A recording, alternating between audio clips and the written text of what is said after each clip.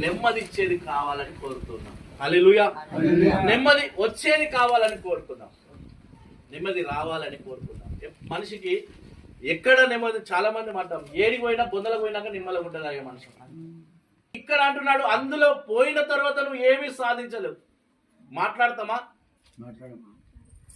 అక్కడ పోయిన తర్వాత నువ్వు ఏమి చేయలేవు, ఏది మాట్లాడలేవు, ఏది సాధించలేవు కూడా. అందుకే దేవుడు అంటున్నాడు నువ్వు బ్రతికి ఉండగానే నీ ఇల్లు చక్కబెట్టుకోవాలి. హల్లెలూయా. బ్రతికి ఉన్నప్పుడే నీ ఇల్లును, నీ యొక్క జీవితాన్ని చక్కబెట్టుకోవాలని ప్రభు చెప్తూ ఉన్నాడు. అందుకే అయా విస్తారమైన సబ్బు రాస్తూ ఉన్నావు, నానా విధాలైనటువంటి మాటలతో ఉన్నావు, నానా విధాలైనటువంటి మనసులతో ఉన్నావు, కానీ నీ మనసు ఎందుకు మారుతలేదని అడుగుతున్నావు. నానా విధాలుగా మాట్లాడుతున్నావు, ఒక్కొక్కసారి నీ జ్ఞానం కంటే ఇంకో జ్ఞానం లేదని మాట్లాడుతున్నాడు. సొలొమోను దావీదు కుమారుడు, ఈ లోకములో అందరికంటే జ్ఞానవంతుడు, అందరికంటే జ్ఞానవంతుడు. దేవుడు సాక్ష్యం చెప్తున్నాడు, అయ్యా సొలొమోను నీ వంటి జ్ఞానవంతుడు లోకంలో ఎక్కడ నాకు కనబడతలేడు అని చెప్పాడు. జ్ఞానాన్ని పొందుకున్న సొలొమోను సొలొమోను అంటున్నటువంటి మాట ఏంటంటే, అయ్యా నేను ఎంతో అనుకున్నాను కానీ నా జీవితం ఇలా పాపములో పడిపోతుంది అనుకోలేదు, తప్పిపోతుంది అనుకోలేదు. నా జ్ఞానము వినడానికి ఎన్నో రాజులు వచ్చారు, ఎంతో మంది రాణులు వచ్చారు నా మాటలు వినడానికి, కానీ ఈరోజు నేను ఈ విధంగా తప్పిపోయాను ప్రభు అని ప్రార్థన చేస్తున్నాను.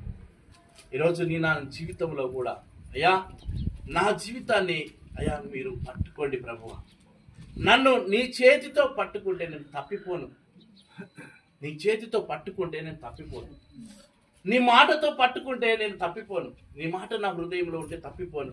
అందుకే అయ్యా నేను విస్తారమైన సబ్బుతో నా యొక్క దేహాన్ని కడుక్కోవాలని ప్రయత్నం. దేహానికి ఎప్పుడు మైలండుతుంది, ఈ దేహానికి ఎప్పుడు కూడా ఏదో ఒక బురదంతా పోతుంటే మనకి ఏదో ఎన్నో రకాలుగా ధూళి దుమ్ములు తగులుతూ ఉంటాయి.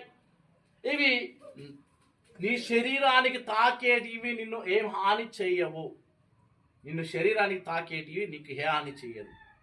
ఈరోజు గాయమైంది అనుకో, పోతుంటే పోట్రాకు తలిగి గోరు లేచిపోయింది, ఆ గోరు 4 రోజులు నిన్ను ఇబ్బంది పెట్టి అది ఊసిపోయి మళ్ళా తర్వాత నీకు గోరు వస్తుంది. హల్లెలూయా.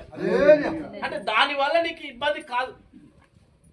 ఒకవేళ నువ్వు పోతుంటే నీకు ఇంకేదన్నా ప్రాబ్లం జరిగినా దానివల్ల నీకు ఇబ్బంది కాదు, కానీ నీ మనస్సును పాడు చేసేదాన్నే దేవుడు అడుగుతూ ఉన్నాడు. హల్లెలూయా. నీ మనస్సును శుద్ధి చేసుకోవడానికి దేవుడు మాట్లాడుతూ ఉన్నాడు. శరీరం కొరకు దేవుడు ఎప్పుడు మాట్లాడలేదు.